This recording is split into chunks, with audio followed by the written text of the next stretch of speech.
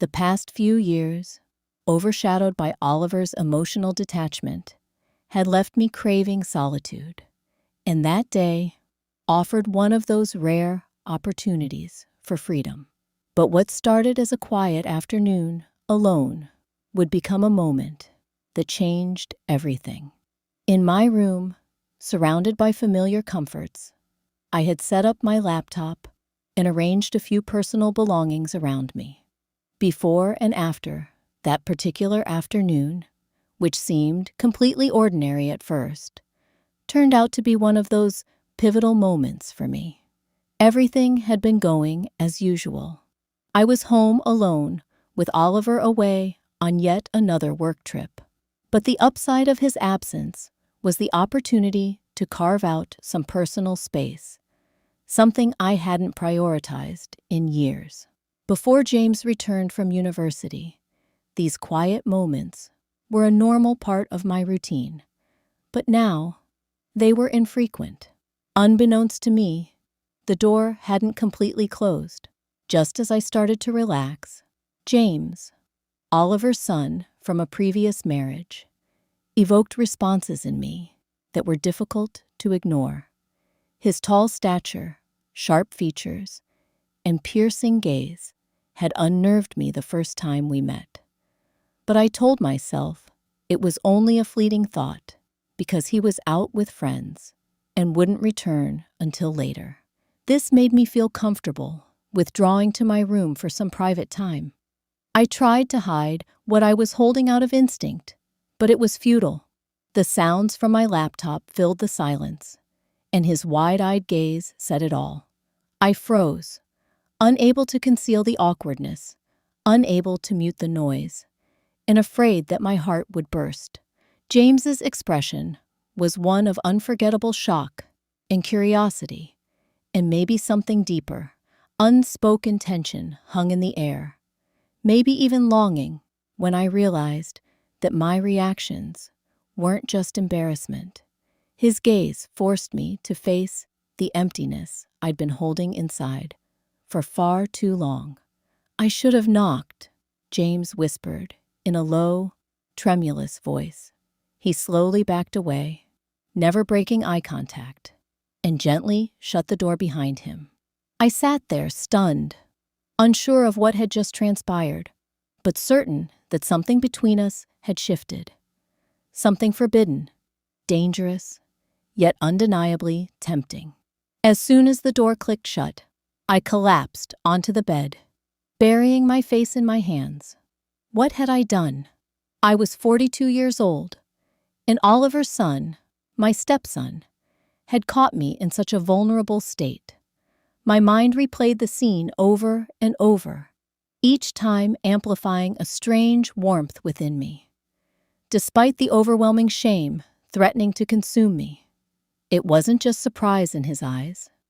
It was something more, as if he understood me, or perhaps wanted something more. Even considering it felt wrong, almost revolting. Yet I couldn't stop. My heart raced, and the unfamiliar sensation coursing through me wasn't purely guilt. I'd noticed James' lingering glances before, the subtle expressions of interest, but I'd always dismissed them, pretending they didn't exist until now. That encounter changed everything. For the next 3 days, Oliver would still be gone, leaving only James and me in the house. I dreaded facing him, yet beneath my fear lurked an undeniable excitement. It felt illicit, perilous, and impossible to ignore. I hoped it would end there, chalking it up to an unfortunate accident. But I had no idea what awaited me the following day. That night, sleep eluded me. The next day passed in near silence. James stayed holed up in his room, and after hastily preparing a meal, I retreated to the living room. It was as though we'd silently agreed not to acknowledge each other. Yet the air between us felt heavy, charged with unspoken energy we both recognized, but chose to suppress. By evening, I decided to take a shower. As the warm water cascaded over me, I tried to shake off the memory of the previous day, but James's intense expression kept resurfacing. Lost in thought, I was jolted when the power suddenly went out. The water continued to flow, but darkness enveloped the room. Panic surged briefly. I quickly turned off the shower, wrapped myself in a robe, and tied it securely. Just then, I heard James's voice from the hallway. "Emma, are you okay?" he asked. "I'm fine," I replied, my voice wavering. "I think the power is out." Clutching the robe tighter, I moved toward his voice. Entering the kitchen, I couldn't see him, but his footsteps echoed nearby. "Certainly, we need to find a candle," James said, his voice tense. The faint glow from a street lamp outside barely illuminated one corner of the kitchen, while the rest remained cloaked in shadow. As we both fumbled in the dark, I accidentally stumbled into him. My shoulder met him, and we froze, holding our silence. His hands instinctively went to my waist to steady me, but the gesture felt deliberate, charged with something more than just reflex. "I didn't see you," James whispered, his voice barely audible. Our eyes locked in the dim light filtering through the window. The connection between us in that moment was stronger than anything I'd ever felt before. "It's okay," I murmured, though my trembling voice betrayed me. My heart thundered so loudly I was certain he could hear it. James's gaze dropped, his presence close, as the space between us dwindled to almost nothing. "Emma," he breathed, his voice thick with emotion. I didn't want to pull away. In that instant, every boundary I'd clung to seemed to dissolve. Just then, the lights flickered back on, jolting us both out of the moment. We stepped back abruptly, as if caught in the act. James moved toward the breaker box, pretending to inspect it, but I knew the weight of what had just happened lingered heavily between us. When I returned to the living room, James followed, his gaze never leaving me. And this time, there was a determined glint in his eyes. "Emma, we need to talk," he said, his tone making it clear this wouldn't be an ordinary conversation. My heart raced again as I sat across from him, the tension between us almost suffocating. We both knew this conversation had been inevitable for some time. An unspoken understanding passed between us. Nothing would ever be the same. James lowered his gaze, speaking softly. "Emma, I'm sorry about yesterday. If I made you uncomfortable, it wasn't intentional. When I saw the door open, I shouldn't have looked," he said, his voice faltering as he searched for the right words. But I couldn't stop the rush of emotions his apology stirred in me. My heart raced and warmth spread across my face. "Yesterday," I began, trying to downplay it. "I was just so embarrassed. It doesn't matter," I added quietly, though my voice lacked conviction. James sighed and leaned closer. "No, it does. It's impossible not to notice, Emma. You're lonely, and that's not your fault." Tears welled up in my eyes. Hearing my loneliness articulated so plainly left me unable to deny it. "I thought I had gotten used to it," I whispered, but the warmth in James' gaze encouraged me to continue. "But sometimes it feels overwhelming. I don't know what to do." When James placed his hand over mine, I caught my breath. "You shouldn't have to feel lonely, Emma," he said, his voice firm and resolute. "Someone like you shouldn't feel this way." For a moment, I lost myself in the weight of his gesture. When I looked up at him, the sincerity in his expression was undeniable. That's when I realized this connection between us wasn't some fleeting misunderstanding. James was serious. I tried to shift the topic. "I want to talk about Carly," I said, my voice steadier now. "You told me you broke up. But why?" James paused, then exhaled deeply. "Because I haven't felt anything for her in a long time," he admitted. "That relationship was over. I just couldn't admit it." I processed his words carefully. "Then why now? Why end it now?" I asked. For a moment, James looked away, then met my gaze again. We were so close. I could sense his presence.